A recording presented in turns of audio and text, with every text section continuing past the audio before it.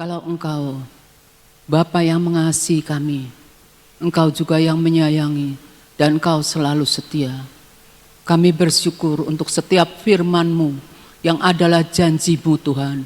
Di dalam setiap masalah, di dalam setiap badai, di dalam setiap tragedi yang kami alami, kami mau terus berpegang pada janji-Mu. Dan kami mempercayai bahwa Engkau Tuhan yang memegang kendali, bahwa Engkau Tuhan yang mereka-rekakan segala sesuatu untuk mendatangkan kebaikan bagi kami. Terpuji akan nama-Mu Yesus Tuhan, nama di atas segala nama yang kami akan pegang dan kami akan sebutkan ketika Engkau bawa pulang. Kami mengucap syukur di dalam nama Tuhan Yesus Kristus. Amin. Shalom saudara-saudara. Saya share tentang percayailah Tuhan. Ya. Saya ini merenung tentang masuknya dosa yang membuat manusia jatuh dan mengalami penderitaan. Karena manusia sudah putus hubungan dengan Tuhan, maka jatuh dalam dosa kita mengalami penderitaan di bumi. Dan kalau Tuhan Yesus tidak datang, entah bagaimana jadinya kita. Ya. Karya penebusan seperti kita ketahui sudah dikerjakan Yesus di atas kayu salib. Yesus sudah berkata, sudah selesai. Ada pertanyaan yang mengusik ketika seseorang yang terkena sakit, ya, terkena sakit yang serius gitu ya, sakit cancer gitu ya, mengalami beberapa kali kemo. Dia bertanya kepada dokter dengan ragu, sampai kapan rasa nyeri ini, rasa sakit ini berlalu gitu, sampai kapan? Apakah mau begini terus gitu walaupun sudah kemo gitu ya? Terus dokter itu menjawab, tidak bisa sembuh. Lalu perkataan tidak bisa sembuh tuh kayak pengharapan kita kan kayak diputus gitu ya, tidak bisa sembuh. Tapi ingat seperti sharing saya minggu lalu, saya bilang kita harus kembali ke kota benteng kita, yaitu kita harus kembali kepada Tuhan. Tidak bisa sembuh katanya. Nyeri karena itu cancer. Dokter itu ngomong gitu. Orang itu terhenyak, terdiam.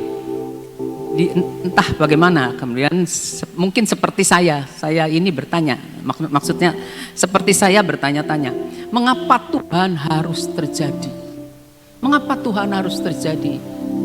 Mengapa gitu ya? Tapi saya tahu jawaban itu tidak mungkin akan saya dapatkan, tapi Tuhan akan berbicara melalui keadaan-keadaan. Karena kalau kita berpikir Tuhan menanggung segala suatu penderitaan, Dia sudah sangat-sangat menderita, terlalu hina, terlalu menderita, terlalu ditolak gitu ya, sama manusia, sama orang-orang yang Dia kasihi.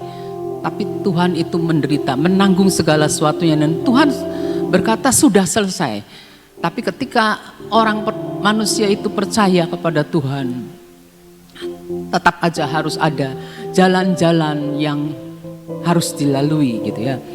Pertanyaan yang tidak akan pernah terjawab, tapi kita lihat firman Tuhan berkata di dalam Yesaya 55 ayat 9. Seperti tingginya langit dari bumi, demikianlah tingginya jalanku dari jalanmu. Jalan Tuhan dari jalan kita. Pikiran kita mencapai cuma segini, tapi Tuhan lebih lagi, nggak bisa dijangkau. Betapa dalam hikmat dan rancangan Tuhan itu kita nggak bisa menyelami ya. Dan rancanganku dari rancanganmu. Sini dikatakan tragedi manusia, masalah manusia itu memantulkan rancangan jangka panjang Tuhan. Karena kita tahu di dalam Roma 8 ayat 28, segala sesuatu bekerja untuk mendatangkan kebaikan bagi orang yang mengasihi Dia, yaitu bagi mereka yang terpanggil sesuai dengan rencana Allah. Kita dipanggil Tuhan sebagai orang percaya. Kita hidup untuk menghidupi setiap firman yang kita sudah peroleh. Jadi hidup kita tidak sama dengan yang lalu-lalu, tapi hidup kita adalah hidup menghidupkan akan setiap firman yang kita sudah dapatkan. Tuhan itu punya rancangan jangka panjang dan benar-benar manusia itu tidak bisa menjangkaunya. Saya ingat kalau dulu waktu pertama kali saya ikut persekutuan gitu ya, ikut persekutuan, orang masuk, komentar orang itu pasti punya masalah. Orang masuk lagi, kok tumbennya dia ikut Tuhan, oh dia pasti punya masalah. Banyak perkataan-perkataan seperti itu. Lalu saya berpikir, iya, melalui kepedihan, melalui penderitaan, manusia itu Tuhan punya tujuan penebusan. Tuhan berkata, ini aku kepada orang yang tidak mencari Tuhan. Ini aku. Nah, Tuhan menjawab orang yang tidak menanyakan Tuhan. Itu ada firman-Nya. Yesaya 65 ayat 1 kalau nggak salah. Coba lihat Yesaya 65. Nah ini benar, Yesaya 65 ayat 1 ngomong gini. Aku Tuhan telah berkenan memberi petunjuk kepada orang yang tidak menanyakan aku. Tuhan ngasih petunjuk. Kadang kita ini tidak ngeh gitu ya. Tuhan tuh lagi ngomong. Setelah kita mengalami kita baru ngeh. Iya ya. Dari dulu tuh Tuhan tuh sudah ngomong sama saya. Cuma saya nggak ngeh gitu ya. Aku telah berkenan ditemukan oleh orang yang tidak mencari aku. Orang nggak cari Tuhan, tapi Tuhan tuh berkenan ditemukan. Terus dikatakan, aku Tuhan telah berkata, ini aku kepada bangsa yang tidak memanggil namaku. Jadi dalam setiap masalah serius, dalam setiap tragedi, dalam setiap badai, Tuhan itu sedang bekerja dan ingin menyatakan dirinya kepada kita. Makanya manusia kalau hidupnya enak-enak aja, dia mungkin tidak mencari Tuhan. Karena firman ngomong bahwa tidak ada manusia yang cari Tuhan. Tetapi kalau disentik sedikit, digoncangkan sedikit, orang sudah mulai cari Tuhan. Kita tahu kan kalau orang dalam kesulitan, nasihat yang kita dengar rata-rata adalah cari Tuhan kamunya, cari Tuhan. Karena kita tahu bahwa Tuhan itu adalah jawaban. Tuhan itu adalah jalan. Tuhan itu adalah kehidupan. Dia bisa bicara melalui fakta-fakta. Dia bisa berbicara melalui banyak hal. Misalnya kita mendengar sesuatu. Asal kita mau berdiam diri, kita renungkan, oh Tuhan hadir, oh Tuhan hadir. Kalau kita kacau balau dengan pikiran kita, kalau kita berusaha ini, itu bukan mencari Tuhan. Kita cari Tuhan, cari kekuatannya selalu ya.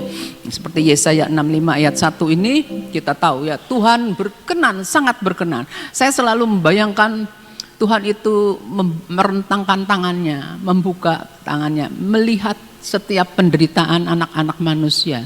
Tuhan tuh gak tega, tapi Tuhan berkata, ini aku loh, kamu cari aku. Firman ngomong, kalau kamu cari, kamu akan menemukan. Kalau kamu ketuk-ketuk terus, pasti pintu dibukakan. Itu harus kita pegang ya. Rancangan Tuhan itu kan kita tahu sudah lama dibuat. Yang telah dimulai dari kitab Kejadian. Dan telah digenapi saat Yesus tergantung di kayu salib. Digenapi. Yesus bilang sudah selesai. Penebusan Tuhan Yesus sempurna. Penyalipan yang kita lihat seperti sebuah tragedi. Masa yang namanya juru selamat kita kok kayaknya kalah. Kok digantung di kayu salib. Tubuhnya berlumuran darah, ditampar, dicambuk, dan mukanya sudah tidak bisa dikenali lagi. Mengapa yang kita harapkan kok digantung di kayu salib? Sama siapa? Sama musuh, sama penjajah. Kalau orang yang dijajah, terus kita ngagungkan seseorang dari kelompok kita, tapi orang itu tiba-tiba dihukum oleh orang yang dijajah, orang yang menjajah. Kayaknya itu tuh suatu kekalahan. Itu pikiran manusia, tapi Tuhan punya rancangan yang luar biasa ya. Apalagi kalau kita tahu orang-orang yang melihat akan kejadian di mana Yesus disalib itu, orang-orang itu cuma melihat dari jauh.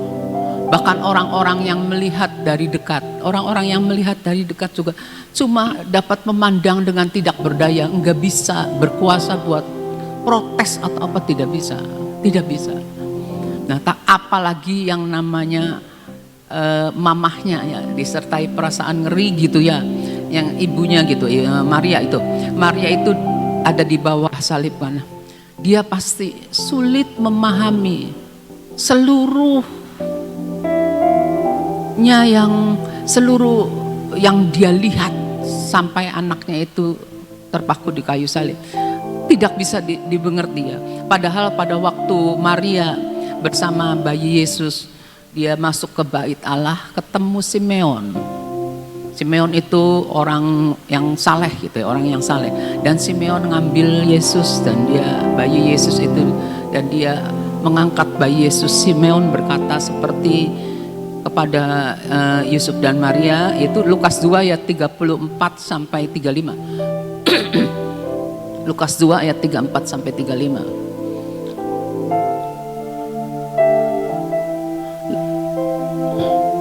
Lukas 2 ayat 34 sampai 35. Lalu Simeon memberkati mereka dan berkata kepada Maria ibu anak itu, sesungguhnya anak ini ditentukan untuk menjatuhkan atau membangkitkan banyak orang di Israel, dan untuk menjadi suatu tanda yang menimbulkan perbantahan. 35. Dan suatu pedang akan menembus jiwamu sendiri, supaya menjadi nyata pikiran hati banyak orang. Pedang akan menembus jiwamu sendiri. Jadi sakitnya seperti apa yang dialami oleh seorang ibu ketika lihat anaknya diperlakukan seperti itu, tidak terbayangkan, amat sangat luar biasa penderitaan yang dipikul gitu ya. Kita tahu Tuhan tidak masuk akal. Tuhan gak masuk akal. Tuhan gak masuk akal. Mengapa? Dan akhirnya kita bisa mendengar jawaban yang Tuhan kasih melalui firman-Nya ya. Tuhan gak masuk akal bagi pikiran manusia yang terbatas ya.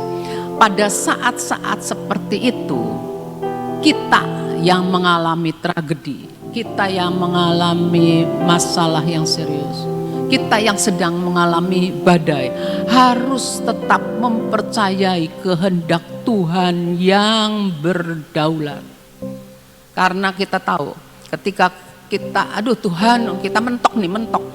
Ketika kita mentok nih, kita cuma percaya Tuhan Engkau berdaulat, Tuhan Engkau berdaulat, Tuhan Engkau berdaulat. Kami Tuhan sudah mentok, tapi kami tahu Engkau pembuat mujizat. Engkau sanggup untuk membuat laut merah itu terbuka buat orang Israel lewat. Engkau sanggup menyingkapkan kan air sungai dan tabut itu boleh melalui. Kita harus tetap percaya, apapun juga kita harus tetap percaya. Ketika kita mentok, kita hanya pegang firman Tuhan, pegang janji Tuhan yang Tuhan sudah lewati dan buktikan. Ini aku buat mujizat. Jangan mujizat yang bukan di dalam nama Tuhan Yesus. Itu mujizat-mujizat instan, tidak membuat kita kenal dengan pembuat mujizat sejati. Kita mau mujizat yang hanya dari Tuhan saja. Nah, karena kita tahu Tuhan itu terlalu baik, bahkan maha baik kita tahu ya, tapi kita berkata Tuhan itu terlalu baik untuk berbuat jahat, dan Tuhan itu terlalu bijaksana untuk bisa berbuat kesalahan. Tuhan tidak mungkin salah. Kita tidak mau menyalahkan Tuhan. Kita tahu segala sesuatu seperti yang sering kita nyanyikan, all is well, semua mendatangkan kebaikan, semua mendatangkan kebaikan. Ya, jadi saat-saat yang kita alami tidak mudah, kita harus mempercayai dan percaya bahwa sekalipun rasa sakit yang dirasakannya nyata, ya kan? Kalau orang cancer kan rasa sakitnya dinyatakan tuh, memangnya iya gitu tuh, memangnya rasanya iya gitu tuh. Itu hanyalah sementara sifatnya. Semua ada daluarsanya, tapi daluarsanya sampai kapan kita nggak tahu. Jadi cuma kita mempercayai kebaikan Tuhan, kita mempercayai Tuhan, kita mempercayai Tuhan. Tuhan, apapun kita menjerit bahwa Tuhan Engkau tidak pernah salah, Engkau adil, Engkau benar. Cuma mata kita nih kadang-kadang buta karena kita nggak bisa ngelihat Tuhan sedang bekerja. Tapi cobalah pengucapan syukur itu menghancurkan semua yang selubung-selubung yang menutupi hidup kita. Jadi jangan pernah nyalakan Tuhan. Ketika krisis menimpa, bahkan ketika masalahnya timbul, seringkali masalah itu timbul bukan karena kesalahan orang lain juga, tetapi bukan karena kesalahan siapa-siapa. Mungkin juga konsekuensinya daripada apa yang kita pernah lakukan di masa lalu. Kita menabur apa di masa lalu, kita menuai apa, itu terjadi dalam kehidupan kita. Tapi Tuhan memberikan kekuatan. Ingat selalu Tuhan mengasihi, amat sangat mengasihi kita. Percaya itu, bahwa kita percaya kepada kasih Tuhan itu kemenangan kita. Jadi kita tidak mungkin dibohongin oleh si jahat. Si jahat itu membohongi kita. Lihat Tuhan tidak mengasihi. Itu yang orang itu bisa orang itu tidak baik, tapi dia diberkati, dia ini. Jangan percaya. Percayalah bahwa Tuhan mengasihi kita pribadi gitu ya. Saya teringat satu lagu, tapi saya mau kasih tahu, mau share dengan ayat terakhir Mazmur 73 ayat 23-28.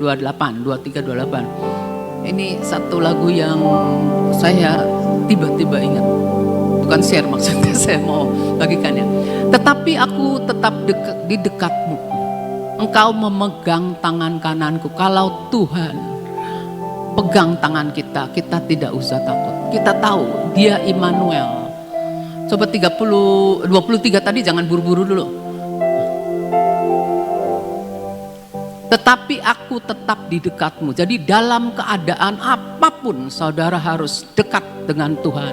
Dekat dengan yang berdaulat. Dekat dengan segala sesuatu yang Tuhan tahu. Tuhan tahu kita dalam keadaan apa. Kita harus dekat Tuhan. Engkau memegang tangan kananku. Jadi Tuhan yang memegang tangan kita berarti Tuhan yang akan menuntun kita. Saya ingat waktu berapa tahun yang lalu. Ada seorang yang mau meninggal gitu ya. Orang yang mau meninggal. Terus seorang lihat mendapatkan penglihatan, lagi dituntun sama satu tangan.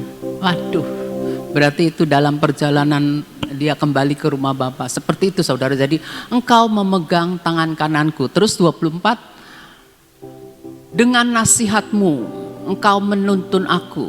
Tuh, kita dekat dengan Tuhan, kita dengar suara Tuhan. Tuhan menuntun kita.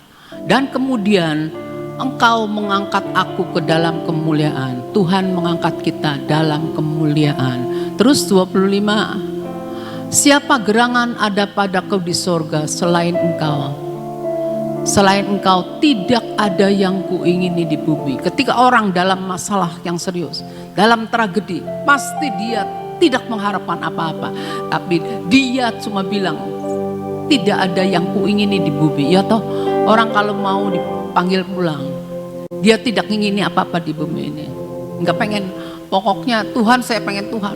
Karena dalam dekat Tuhan kita menjadi tenang. Tenang itu ada kalau kita dekat Tuhan. Kalau kita ada dalam kebenaran.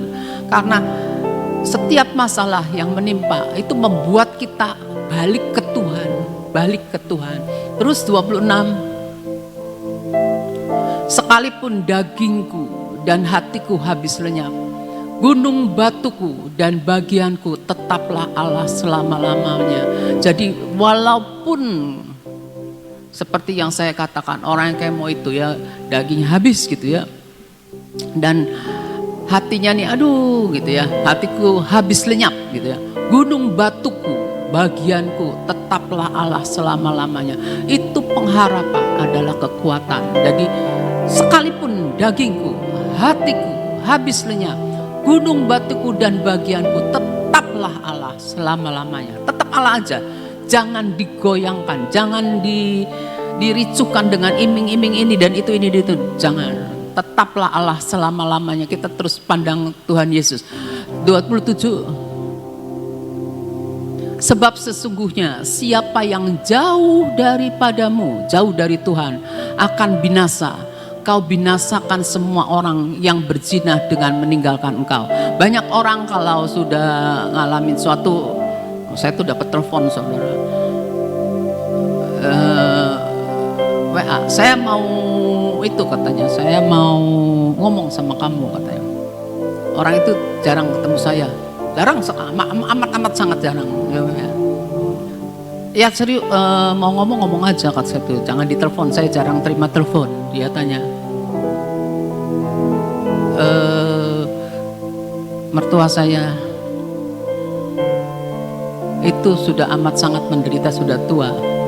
Tapi kata dianya ya, minta tolong didoakan saya. Tapi terus dia bilang, ya itu kalau kamu ada waktu. Saya nggak jawab. Dia ngomong lagi, dia sudah didoakan dari jarak jauh oleh saudara sepupu, oleh orang pinter lah pokoknya ya, oleh orang pinter. Saya nggak jawab. Terus tolonglah dalam hati saya. Berarti dia belum mengenal siapa Allahnya. Dalam hati saya, biarinlah dia udah berhubungan dengan yang sana, biarin aja dia suruh sama yang siapa gitu tuh. Tugas kita kan, kita memberitakan firman. Tugas kita memberitakan jalan keselamatan. Tugas kita adalah memberitakan bahwa pembebasan cuma ada di dalam Yesus. Dia udah minta yang lain. Jadi ya saya nggak jawab lagi.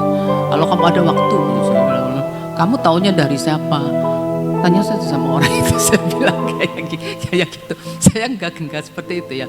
Sebab sesungguhnya siapa yang jauh daripada Tuhan akan binasa. Kau binasakan semua orang yang berzina dengan meninggalkan kau. Maksudnya gini, orang yang berzina dengan meninggalkan kau itu berarti tadinya orang percaya, kemudian karena suatu masalah, suatu tragedi, suatu badai menimpa, ada iming-iming, si jahat kan menipu kan, suka nipu kita, mengiming-iming yang enak-enak gitu ya. Tapi manusia itu pengennya instan kan, pengennya cepet gitu tuh. Ya sudah, saya ikut sini aja, nggak apa-apa, nanti gampang balik lagi. Tuhan bilang, kau binasakan semua orang yang berzina dengan meninggalkan engkau. Terus ayat 28, tetapi aku suka dekat pada Allah, biar itu jadi bagian kita. Aku menaruh tempat perlindunganku pada Tuhan Allah. Kita tahu Tuhan Allah kita adalah yang menciptakan segala sesuatu. Bahkan kita boleh panggil namanya. Namanya itu dianugerahkan oleh Allah. Nama yang mengatasi segala nama. Masa kita mau nyari nama yang rendahan? Nama yang tidak berkuasa, tidak punya otoritas. Paling punya kuasa, punya otoritas cuma sementara. Tetapi nama di atas segala nama, itulah yang bisa membawa kita pada kekekalan. Menaruh tempat perlindunganku pada Tuhan Allah, supaya dapat menceritakan segala pekerjaannya. Tuh, kita akan menyaksikan betapa di dalam badai sekalipun janji Tuhan teruji. Karena bukan yang sementara yang kita mau yang kekal, yang selama-lamanya. Itu yang kita mau. Itu aja yang saya bisa share. Mari kita berdoa. Bapa, kami mengucap syukur kepadamu. Kami mau kembali menyatakan bahwa kami hanya mengingini Engkau Tuhan. Mengingini Engkau Tuhan. Mengingini Engkau Tuhan. Bahwa kami di dalam jalan-jalan yang Engkau mau, karena kami percaya Engkau tidak meninggalkan kami sendiri. Engkau menyertai kami. Engkau Immanuel. Terima kasih Bapa. Kami mau mengucap syukur karena Engkau Tuhan yang berdaulat dalam hidup kami. Tubuh ini milik-Mu Tuhan. Milik-Mu Tuhan. Dan biarlah boleh dipersembahkan menjadi mezbah, menjadi persembahan yang hidup di tangan-Mu Tuhan. Celikan mata rohani kami, buka telinga manusia roh kami, supaya kami terus dapat berkomunikasi dengan Engkau yang adalah Roh. Terima kasih, kami mengucap syukur. Terima kasih Tuhan. Kami juga berdoa untuk bangsa kami, seperti firman-Mu katakan, bangsa yang tidak mencari Engkau, tapi Engkau berkenan untuk menemui bangsa itu. Dan kami bawa bangsa kami, selubung yang menutupi akan bangsa kami. Tuhan, Engkau sanggup merobek selubung-selubung itu. Berikan Tuhan cahaya-Mu Tuhan, yang memberkati bangsa kami. Engkau yang sanggup mengangkat bangsa ini Tuhan ke dalam kemuliaan Tuhan. Kami berdoa, curahkan roh pertobatan atas bangsa kami. Buat bangsa ini berbalik Tuhan, mencari Allah yang benar, mencari Allah yang harus mereka temui, yaitu Allah yang sanggup memberikan jalan, Allah yang sanggup memimpin kepada kehidupan yang kekal, Allah yang memberikan sesuatu yang tidak dapat diberikan oleh manusia. Kami mengakui bahwa bangsa kami ini Tuhan bebal dan degil, tapi kami lebih percaya di dalam penghukuman-Mu. Ingatlah akan kasih sayang. Engkau mengasihi bangsa kami Tuhan, dan kami membawa bangsa ini di hadapan-Mu. Terima kasih Bapa. Kami mengucap syukur. Kami akan melihat tuaian, kami akan melihat lawatan akan melanda akan bangsa ini, dan Engkau akan dipermuliakan, dan mereka akan melihat Engkau, melihat kemuliaan-Mu. Engkau menyembuhkan bangsa kami Tuhan. Engkau mengasihi dan memberkati bangsa kami. Terima kasih Bapa. Engkau juga berkati Presiden kami Jokowi Tuhan. Pagar tembok berapi yang daripada-Mu Tuhan, biar mengelilingi akan keluarga daripada Presiden Jokowi Tuhan. Dan Engkau Tuhan yang akan memilihkan Presiden yang baru untuk menyelesaikan apa yang menjadi visi daripada bangsa ini Tuhan. Terima kasih Bapa, kami mengucap syukur. Engkau memberkati juga akan keluarga hamba-Mu Ibu Nani Tuhan. Apapun, dimanapun mereka berada, Tuhan jadikan mereka berkat bagi kemuliaan nama-Mu. Terima kasih, kami mengucap syukur Bapak. Tuhan terima kasih.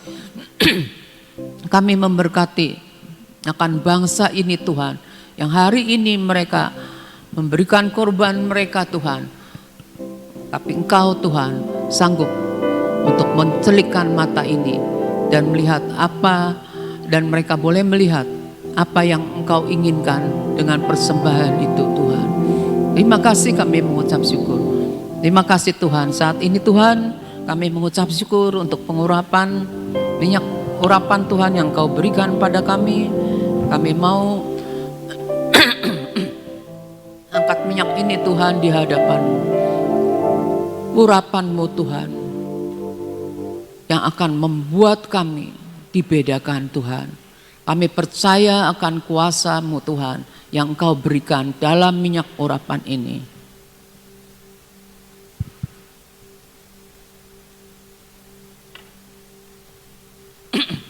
Dalam nama Tuhan Yesus.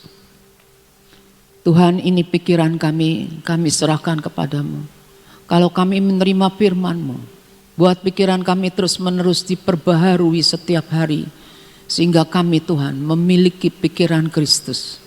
Terima kasih Tuhan. Kami urapi mata ini Tuhan, buat mata kami setajam mata Raja Wali Tuhan. Kami buka telinga kami Tuhan, untuk telinga roh kami menangkap lebih banyak daripada roh-Mu Tuhan, dan bukan daripada suara-suara yang berisik dari dunia ini.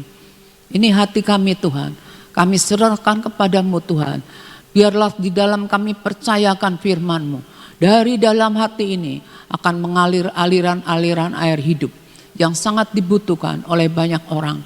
Dan kami mau memberkati, kami mau menjadi berkat bagi banyak orang. Tuhan, kami mengurapi akan tengkuk kami Tuhan. Semua keraguan-raguan, semua ketidakpercayaan, semua ketegar tengkukan, semua yang bukan daripadamu. Dalam nama Tuhan Yesus kami patahkan, dalam nama Tuhan Yesus. Terima kasih Tuhan, Engkau angkat semua beban-beban yang bukan daripadamu. Kami hanya mau mengenakan kuk-Mu yang enak dan ringan dipakai. Tuhan, kami menyerahkan tangan ini kepadamu Tuhan. Buat tangan ini Tuhan dapat dipergunakan untuk hal-hal yang baik dan berguna bagi orang lain. Kami urapi akan kaki kami mau ada di dalam jalan-jalan yang daripadamu Tuhan. Di mana Engkau Tuhan, anak domba Allah, kami mau mengikuti jejak-jejak-Mu. Terima kasih, kami mengucap syukur. Terima kasih Tuhan untuk hari ini kami terima berkat-Mu dengan utuh Tuhan. Kami mengucap syukur di dalam nama Tuhan kami Yesus Kristus. Kita sama-sama katakan amin.